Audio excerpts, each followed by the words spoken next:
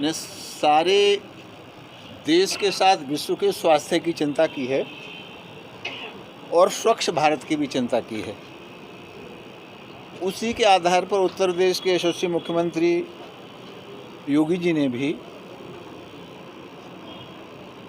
मोदी जी के निर्देशानुसार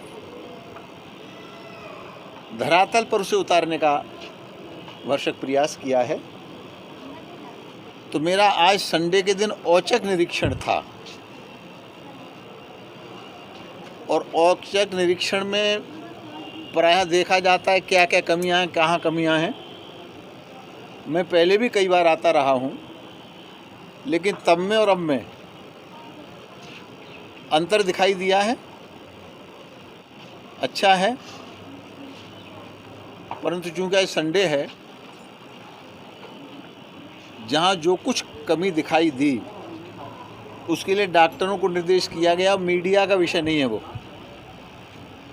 हम इसी दृष्टि से आए, जो ठीक है उसकी प्रशंसा करें, जहाँ कहीं कमी है उसे चुस्त और दुरुस्त करें, क्योंकि हमारी सरकार सबका साथ, सबका विकास, सबका विश्वास, सबका प्रयास, चाहे अमीर हो चाहे गरीब हो, छोटा हो बड़ा हो, झुग्गी झोपड़ी का इंसान हो, हिंदू हो मुसलमान हो, सिख हो ईसाई हो, सबका पूरी तरह से ध्यान रखती है। तो मैंने यहाँ सभी वर्गों के लोगों से मिलकर के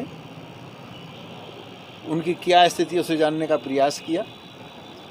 यहाँ ड्यूटी पर जो डॉक्टर हैं उनसे भी मैंने वार्ता की। तो कुल मिलाकर के मैं व्यवस्था से अपने को संतुष्ट पाता हूँ। तो केवल दिल्ली में नहीं, एक षड्यंत्र के तहत योजनाबद्ध तरीके से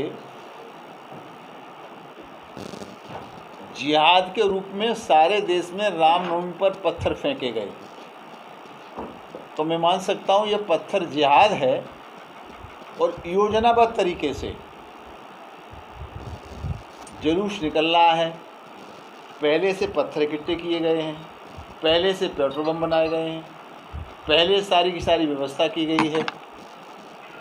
तो जहाँ तक मेरी बुद्धि काम करती है, मुझे लगता है कि मोदी जी का महामंत्र सबका साथ, सबका विकास, सबका विश्वास, सबका प्रयास, इसके आधार पर झुग्गी झोपड़ी के इंसान से लेके क्या हिंदू, क्या मुसलमान, क्या सिख, क्या ईसाई, सब में एक सौहार्द का वातावरण सारे देश में प्रकट हुआ।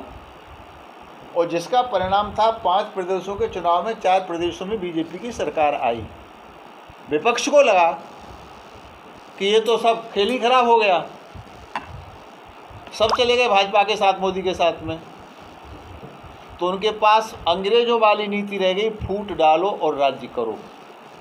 तो रामनवमी के अवसर पर चाहे दिल्ली के केजरीवाल हों, चाहे राजस्थान के गहलोत हों, चाहे फिर वो छत्तीसगढ़ वाले हों, या हमारे भी प्रदेशों में योजनाबद्ध तरीके से विपक्षियों ने जानबूझ करके जहर घोलने का काम किया।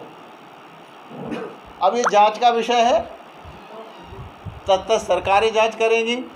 वहाँ सही जांच नहीं होगी तो केंद्र की सरकार कमेटी बना के जांच करेगी, और जो दोषी होगा उसके खिलाफ कार्रवाई होगी, और कार्रवाई हो भी रही है। तो लोग तिलमिला रहे हैं, परेशान हो रहे हैं। अब लोग इस पर बहस नहीं कर रहे पत्थर क्यों फेंके गए, और पत्थर फेंकने के बाद बुलडोजर चल रहा है, कार्रवाई हो रही है, इससे लोगों को दर्द हो रहा है। पक्षधर नहीं हूँ, न अजान का न हनुमान चालीसा का, लेकिन क्रिया की प्रतिक्रिया होती है, जिसे इंग्लिश में कहते हैं एक्शन का रिएक्शन। मैं गाड़ी में चलता हूँ, मेरा ड्राइवर हॉर्न बजाता है, मैं कह रहा बंद कर यार, कहाँ, लगता है ध्वनि प्रदूषण है, कान फटे जा रहे हैं। तो जिस तरह से सारे देश में शहर के बीचों बीच में अजान जिस तरह से चिल्लाया जाता है, तो कुछ लोगों को परेशानी होती है। उसको लेके लोगों ने कहा हम तो हनुमान चालीसा पढ़ेंगे। तो मैं आपके चैनल के माध्यम से सरकार से आग्रह करूंगा कि जो भी नीतिगत हो, एक नीति हो, वही हिंदू के लिए, वही मुसलमान के लिए। अगर अजान स्वीकार नहीं हो सकती तो हनुमान चालीसा भी स्वीकार नहीं हो सकता। सबको अपने धर्म का पालन करने का अधिकार है, परंतु जिस तरह से स्थितियां बदलती जा रही हैं तो मुझे फिर अपने पुराने वाले पैटर्न पर आना पड़ेगा कि मदरसे और मस्जिदें ये दोनों को दोनों ये सही दिशा में नहीं चल रहे। जुमा की नमाज होगी और निकल के लोग पत्थर मारेंगे, क्यों? हम पत्थर मारना सिखाया जाता है क्या? दुर्गा मंदिर से निकल के कोई पत्थर मारता नहीं, कोई हनुमान मंदिर से निकल के कोई पत्थर मारता नहीं, राम मंदिर से निकल के पत्थर मारता नहीं। आज तक बता दीजिए मुसलमानों का कोई जुलूस निकला हो और किसी हिंदू ने एक भी पत्थर मारा हो? कहीं बता दीजिए। आज तक हिंदू ने एक भी पत्थर नहीं मारा, तो रामनवमी में पत्थर क्यों मारे जाते हैं? इसका मतलब है कि मस्जिद और मदरसों में जो शिक्षा दी जाती है शायद सही नहीं दी जाती, या जिहादी शिक्षा दी जाती है जिस पर लगाम लगाने की आवश्यकता है। आपको क्या लगता है किस तरीके? हम बहुत जल्दी ही आपके लिए, आपके शहर, आपके कस्बे में क्या कुछ हुआ है पिछले 5 सालों में, क्या वाकई आपके नगर पालिका के चेयरमैन, नगर पंचायत के चेयरमैन या फिर आपके नगर निगम के मेयर और पार्षदों ने कुछ तस्वीर बदली है, या फिर वही ढाक के 3 पात हैं। इन सब पर हम खबरें करने शहर शहर कस्बे कस्बे पहुंचेंगे आपके पास।